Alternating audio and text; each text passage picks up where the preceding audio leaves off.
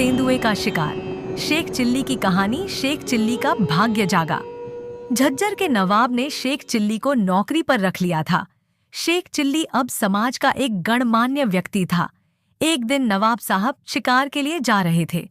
Sheikh chilli ने भी साथ आने की विनती की। अरे मियाँ, तुम घने जंगलों में क्या करोगे? नवाब ने पूछा।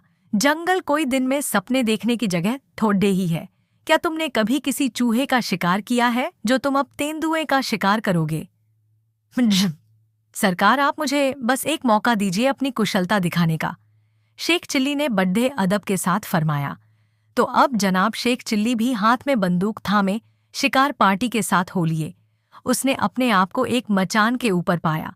थोड़ी ही दूर पर एक बद्धा पैरदाज था जिससे तेंदुए का भोजन एक बकरी बंधी थी। चांदनी रात थी। इस माहौल में जब भी तेंदुआ बकरी के ऊपर कूदेगा तो वो साफ दिखाई देगा।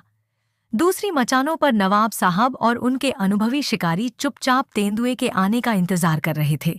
इस तरह जब कई घंटे बीत गए तो शेख चिल्ली कुछ बेचैन होने लगा।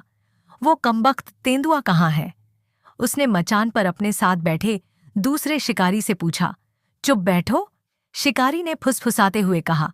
इस तरह तुम पूरा बेद्दा ही गर्क कर दोगे। शेख चिल्ली चुप हो गया, परंतु उसे यह अच्छा नहीं लगा। यह भी भला कोई शिकार है कि हम सब लोग पेड़ों में छिपे बैठे हैं और एक गरीब से जानवर का इंतजार कर रहे हैं। हमें अपनी बंदूक उठाए पैदल चलना चाहिए। परंतु लोग कहते हैं कि तेंदुआ बहुत तेज दौड़ता है। वो जंगल में उसी तरह दौड़ता है जैसे मेरी पतंग आसमान में दौड़ती है। खैर छोड़ दो भी, हम उसके पीछे पीछे दौड़ देंगे। हम आखिर तक उसका पीछा करेंगे।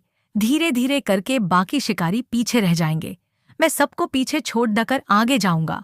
मैं तेंदुए के एकदम पीछे जाऊंगा। तेंदुए को पता होगा कि मैं उसके एकदम पीछे हूं। वो रुकेगा, वो मुद्देगा।